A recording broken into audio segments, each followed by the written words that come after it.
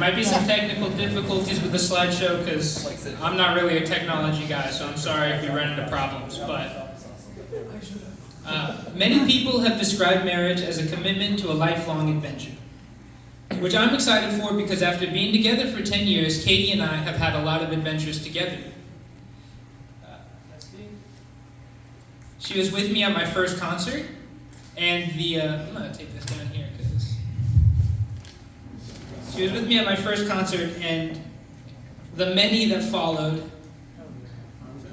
I was with Katie on her first plane ride, holding her hand as she got to experience how motion sickness can affect you when you're in a pressurized cabin.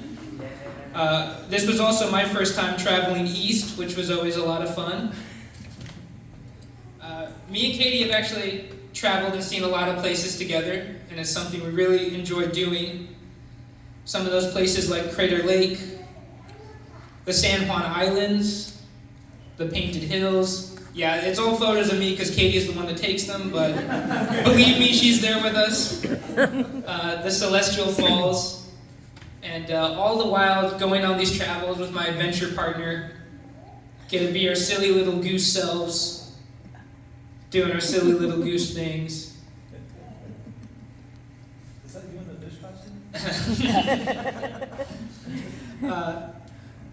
Which is why when we started planning a trip in 2023 to go see our friend Josh in Nevada, a silly little thought began to form in our head. We were going to go get married in Vegas. It was supposed to be a simple little prank, secretly get married and snicker between the two of us anytime people mentioned us and marriage in the same sentence. A secret inside joke for just us, with the plan to eventually tell everybody at a real wedding, reveal our secret.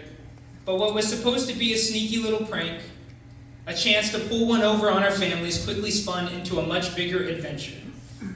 One that I don't think I fully understood the work that would be required to execute our plan fully.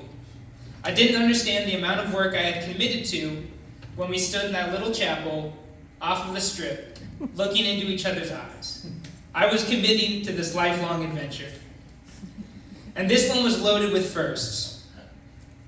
This adventure came with my first loan, buying a ring, planning a proposal, being engaged, trying to figure out how joint taxes work, having the IRS get mad at me because I don't understand how joint taxes work. It came along with my second loan, and let's not forget the biggest first, and I'm glad I'm only planning on ever doing this once, but planning a freaking wedding.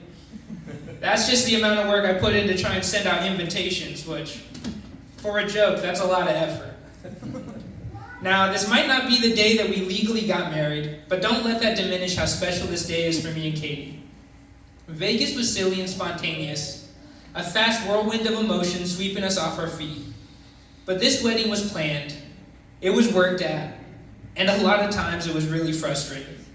Because I don't know about Katie, but there was plenty of times where I thought, why don't we just tell everyone and not worry about all this pageantry? But we couldn't do that. This wedding is, of course, for us, a chance to show how much we love each other, and a chance to exchange words we mean all the time, but might not say as often as we should. But this day is more than that. This is our chance to share a special moment, a special day, with people that we care and love. And the people who so clearly care about and love us. People who have helped, some in big ways, and some in small, to shape us into the two lovebirds who fell in love in high school, who got married in Vegas, who got engaged on the coast, and then finally, who got to spend today having their wedding at Bizel.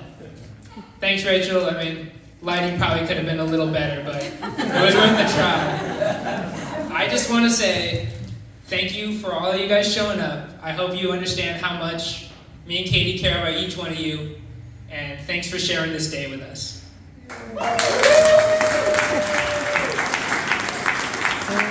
Union,